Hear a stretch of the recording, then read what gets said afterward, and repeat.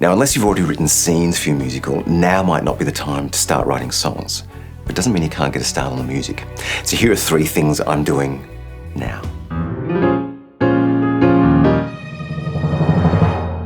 Hi, I'm Scott, you're watching Inside Musicals, the channel for all things musical theatre. Now, this video is part of my Write a Musical With Me series. I'm writing book, music and lyrics. I know some of you are collaborating, so these videos will cover each of those areas. Today I'm talking to composers, but a lot of these ideas will apply equally to writers. So I'll be interested to hear what you make of them. Now, in theatre and film, composers are chameleons. Our music is not purely personal expression. Its function is to serve the story. Now, hopefully we do it in our own unique voice, but our choice of style should never be arbitrary. So that's where we're starting today. So keep this question in mind. Does your choice of style represent either your characters, the story, or your audience? And if it does all 3, so much the better. In the film The Greatest Showman, they made absolutely no concession for music of the period. It's purely contemporary. Now, I'm a little bit biased because I love the musical Barnum, based on the same material, so there was always going to be a part of me that kind of hated this film. But I have to admit, after watching it, I hated it entirely. Except for maybe Michelle Williams. Actually, that's not entirely true. I love the cast, didn't love the material. Now, on the upside, the music is impressive. It's highly produced. It hits you in the face, but it's also anachronistic. It doesn't fit the era in which it's set. That's not always a bad thing. Hamilton uses this to great effect. The style of the music is the voice of the immigrant perspective. Although it'll be interesting to see how well that show dates in maybe 20 years from now. But in The Greatest Showman, when you have a character like Jenny Lind, who's supposed to be a world-renowned opera singer, and neither the character nor the actress has an operatic voice, it's just confusing. And then the voices are so highly processed. They're obviously pitch-corrected, highly dynamically compressed, that in an effort to sound contemporary, kind of sucks the immediacy out of them, humanity out of the voices. And to me, that's the death to drama. Now, in the film version of Les Mis, they recorded voices live on set to capture that immediacy. And yes, there is some post-processing, but they still managed to maintain that authenticity. Except maybe Russell Crowe. That's a rant for another day. So, Greatest Showman, the music doesn't fit the characters, doesn't represent the story, and while it might appeal to a contemporary ear, it might just as easily alienate people from the drama. So for me, not a great choice of style. Now, Encanto references traditional Latin rhythms and melodic styles, but it has a contemporary sensibility. Now, not in a pop chart sense, but in the sassiness of the lyrics and the refinement of the production, of the music. But it's a sensitive mix, so the processing never gets in the way of the expression of the characters. So here the music feels like a natural fit for the story and the characters. It appeals to a contemporary ear, but it's also accessible for children who are part of the primary audience. So again, for me, a much more successful choice of style. So how do we find the style for our show? What's the musical language, the world of our music? So the first thing I do is an exercise I learned in film school called resonances. In pre-production, before a frame of the film is shot, the key creatives from each department meet after reading the script. So this is the producer, director, writer, production designer, cinematographer, sound designer, composer. And we all bring in reference material that somehow connects with the story we're telling.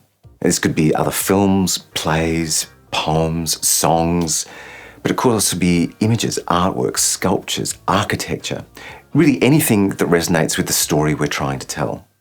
And so through this process of seeing how others have resolved these ideas before us and seeing how each of us interprets its relevance to this story, we achieve a couple of things. First, it's an opportunity for us all to be on the same page about the feel of the story we're telling here. And second, through all of this reference material, each department can refine its own ideas, maybe in response to each other, but it's an enrichment phase, and it's one we can do before the script is even written. So composers, you can do this exercise with your collaborators, if you have them, to define the overall feel of the show, or you can do it on your own just to define the feel of the music. So in my musical, I already know that there are 2 distinct musical styles, because there's a show within the show, a pantomime based on a particular children's author of the 1940s, and I want the music to reflect that, to contrast the more contemporary music of the rest of the show.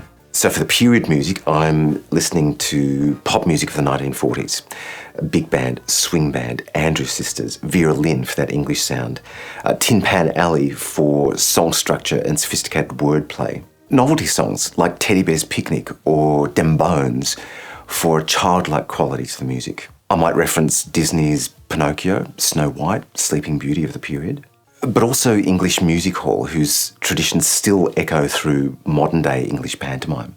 I'll read lots of books by this particular author, but I might also look at art movements of the period, dances of the time, even things like cookbooks, because any of those things could spark an idea, particularly for the lyrics, since I'm writing those too. I might also listen to orchestral works like Prokofiev's Peter and the Wolf, Dukas' Sorcerer's Apprentice, or even Britten's Young Person's Guide to the Orchestra, to see how they balance sophistication with accessibility. Now, this is not about reproducing any of these things, this is simply inspiration, because you might also react against some of these things, particularly if they've since become cliché. But what I like to do is immerse myself in them until they feel like a natural part of my own expression. But once I start writing, I put them away, I don't touch them again, just to prevent myself from imitating any one of those things. And that's why it's important to reference a lot of material. So by the time it's filtered through your own personal aesthetic, it comes out sounding original, even if you're evoking a particular era or style. My next step is to come up with a wish list, and this is just anything that occurs to you. This is about documenting your first impressions while they're still fresh in your mind, while you're still enthusiastic about the show, before you've overanalyzed the spontaneity out of the whole thing. So based on what you know about the story so far, can you immediately see the potential for particular songs? Is there an inevitable interaction between particular characters that would benefit from musicalisation? Is there an obvious place for a production number or a self-reflective ballad? Or have you already hit on a phrase or a title that could be useful later on?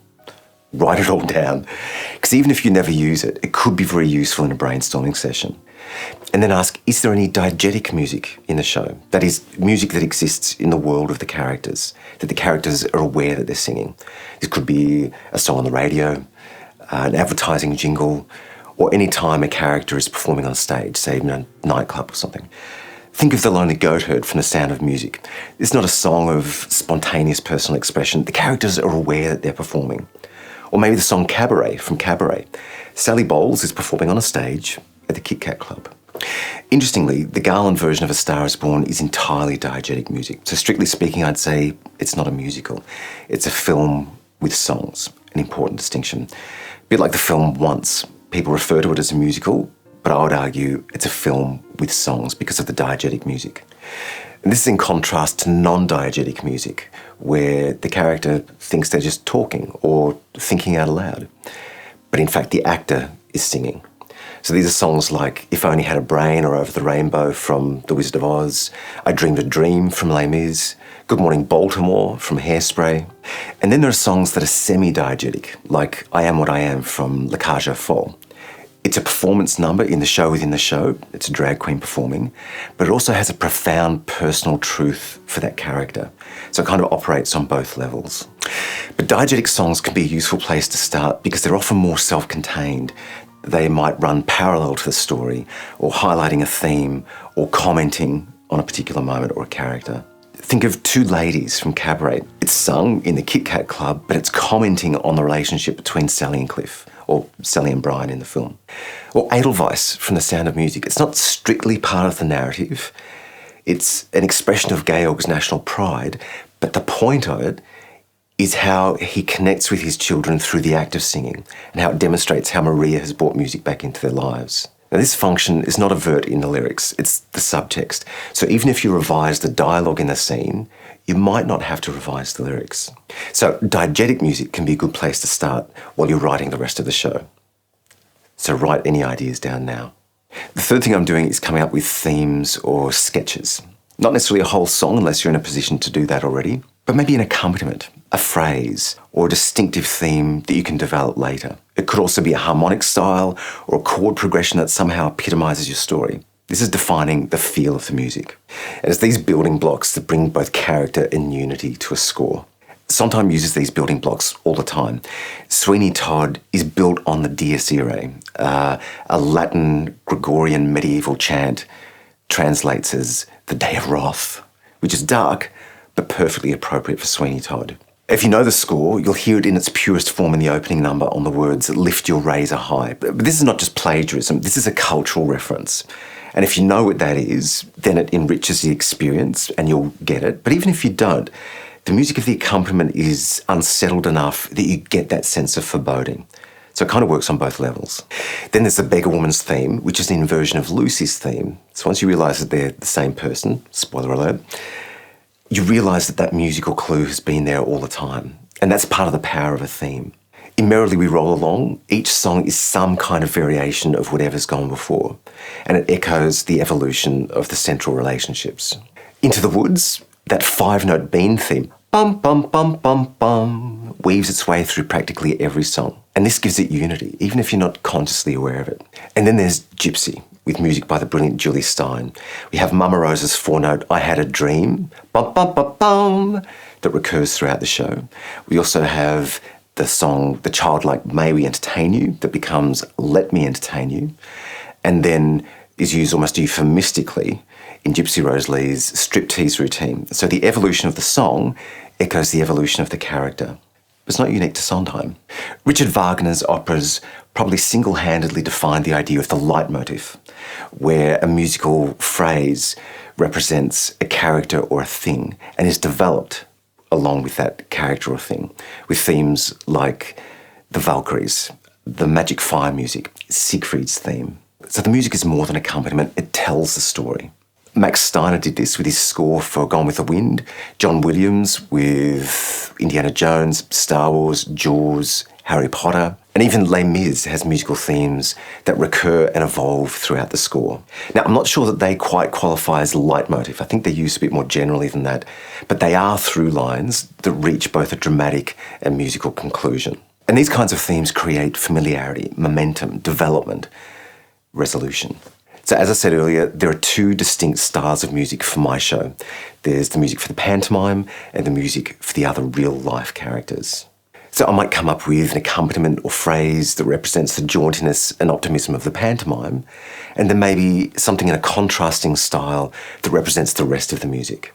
So at this point, it could be just a musical style, or it could be a theme specifically for a character or one of the dramatic through lines. Now, for a farce or murder mystery, I might have a leitmotif for the murderer, for the murder weapon, or a particular plot point, and develop those things as the story develops. But remember, defining something now doesn't lock you into the choice. It can always change, but it's a useful starting point. Because I know from past experience, if I don't define some parameters now, I get lost in the paralysis of choice. Because when you can choose from everything, it's hard to decide anything. But by giving ourselves creative limitations, whether it's like Sondheim using the Dies Irae in Sweeney Todd, or variations on triple time in A Little Night Music, we can actually be more creative within the confines of these choices. More creative without getting lost. It's like a beacon of clarity. It gives us a benchmark for what belongs, what doesn't, and how it's developed. So these are 3 things that I'm doing. Where are you at with the music for your show? Do any of these ideas feel like they can be useful for you? Let me know in the comments. And once again, thank you so much for watching. I appreciate it. And you know what I'm going to say? You say it to me first.